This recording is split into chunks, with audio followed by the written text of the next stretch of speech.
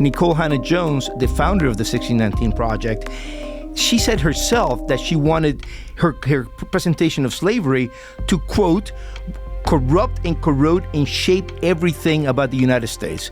Now, okay, well, let's not get too deeply to the 1619 project. I want to keep it focused on the Smithsonian. You asked me for a specific. Yeah, okay, go ahead. What Lonnie Bunch did is he said immediately he wanted to legitimize the 1619 Project. He wanted, quote, everybody that thought about the 1619 Project to see that the Smithsonian had fingerprints on it, unquote. Joining us now is Mike Gonzalez. He's senior fellow at the conservative think tank, the Heritage Foundation, and the author of an opinion piece in the Washington Examiner today, which is entitled Trump's Righteous Smithsonian Reforms. And Mike Gonzalez, it's great to have you. Thank you for joining us today. Oh, very happy to be here, Anthony. And let me begin this way. So 3 weeks after Donald Trump's election, you co-authored a piece in the Wall Street Journal with Christopher Rufo that said, in order to put a spike through the heart of woke, and then you went on, the White House must retake control of the museums, starting with the Smithsonian Institution.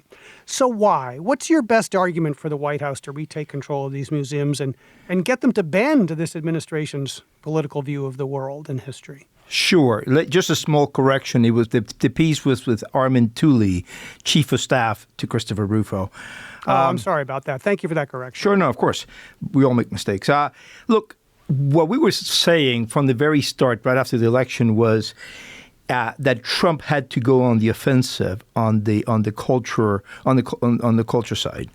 And that is actually what he's done from the very start of his second term. He's been very engaged in the important effort to recapture what I would say the cultural ground that the left has occupied in the past few decades.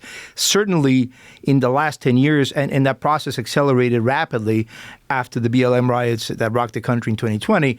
So Trump has been, what we said was, let's start with the Smithsonian, because the Smithsonian is an American institution, is everything that Jennifer described. It's huge. It's not just 21 museums, 21 libraries, but it also has learning,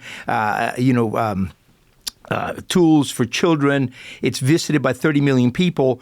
And I'm sorry to say that it has become a completely signed up partner in this rewriting of history. I was listening to your conversation with Jennifer, and there was a back and forth on who was rewriting history. Look, all that is happening here with this order, and I'm going to quote from Brian T. Allen, who's been writing about museums for years.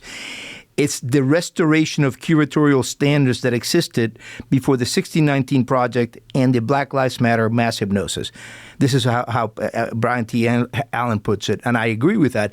Now, I can go on with you. I don't know how long you want me to speak, but I can go on with you. No, that's fine. There are many ways in which the Smithsonian has done this. Go ahead. Yeah. No, I mean, I've got some follow-up questions, obviously, but please continue. But I want to just ask this basic question. Shouldn't the presentation of history be left in the hands of historians rather than politicians, because they have such different aims? I mean, a political organization, be it the Trump administration or any administration, obviously has political ends that it's interested in. Historians have educational ends that they're thinking about. Aren't those two in conflict? And when it comes to presenting American history in American museums, shouldn't that be left in the hands of historians? But it was, I had to chuckle when I heard before, I think it was Jennifer who said that this museum association said we don't have any ideology, we just deal with facts. That's just not the case.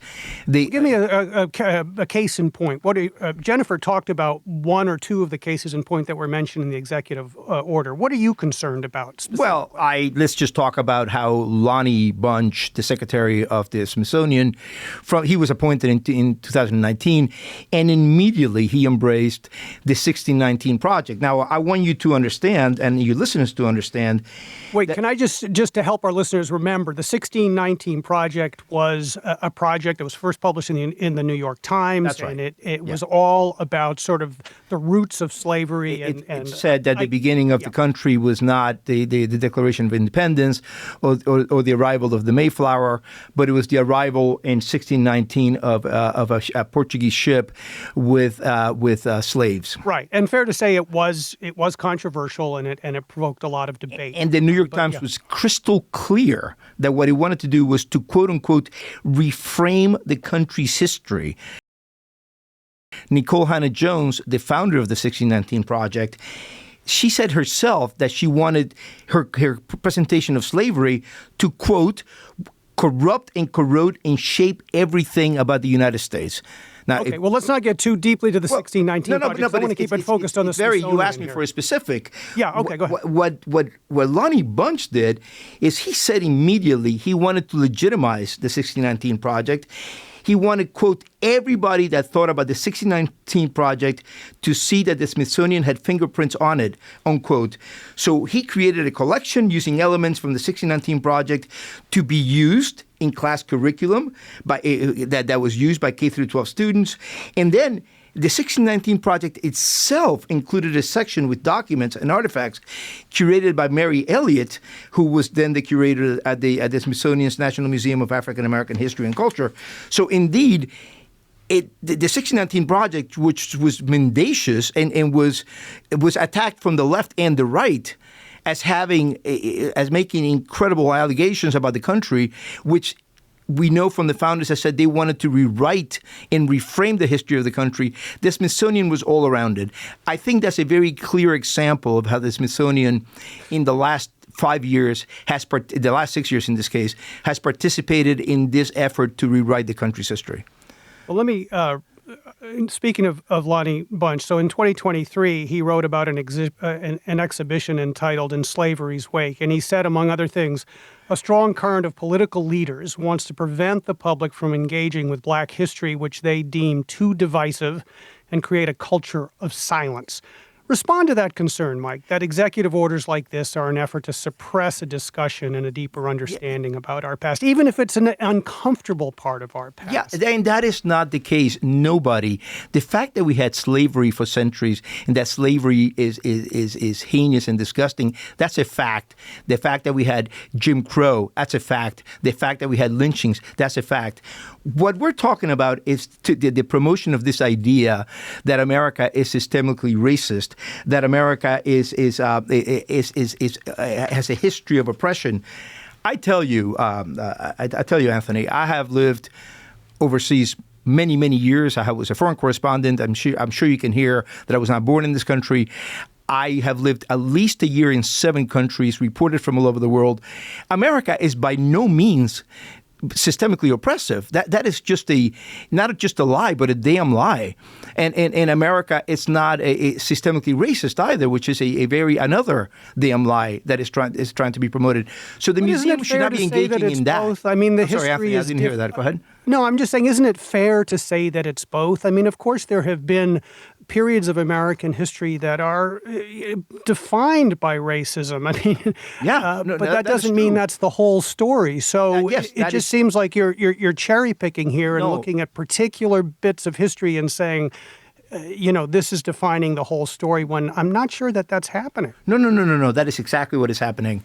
In fact, one of the Washington Post critics of this executive order, one of the things that the holes that she thought she found in the executive order was, and I'm trying to find the executive order here, was that Trump had said that that America was a beacon for freedom. I'm paraphrasing here. And what she asked was, for whom? Well, actually, she said for who, but that's ungrammatical. She said, whose happiness did we advance? Whose happiness did we overlook? So nobody can claim that America is a beacon of freedom, which it is. And the evidence for that is that 100 million immigrants have come here since 1840. In 1/5 of the Black American population today has either immigrated here freely or are the children of these immigrants. Because so America is to the world a beacon of freedom. We cannot say that because we had slavery, and the whole world has slavery. I can tell you, countries in the Caribbean, Brazil had slavery. But we have this belief somehow that we created. Senator Tim Kaine took to the floor of the Senate about 2 years ago and said, we created slavery. No, slavery has been around since biblical times. It's awful, but that doesn't mean that we should stop celebrating America's great history and great past. So, Mike, I want to, before I let you go, what would you like to see happen?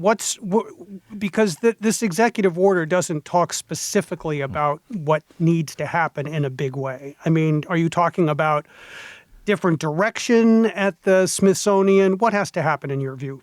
Well, one thing that I would like to see right away is the defunding immediately of the Latino Museum, which presents this whole segment of the population as victims. It's a complete retelling of who Hispanics, Americans, Spanish surnamed Americans are. It should never get built. I would like to see the Smithsonian in general just be restored, as Alan said, to the standards that existed a mere 5 years ago. Let's stop the Smithsonian from being an activist institution that wants to rewrite who we are. We have to present our faults. We have to present the problems with our history, but we also have to present all the things that have been achieved by this country. The critics say no. The fact that we had these faults means that you cannot talk about its achievements. No, we have to really go back to presenting facts without the ideology.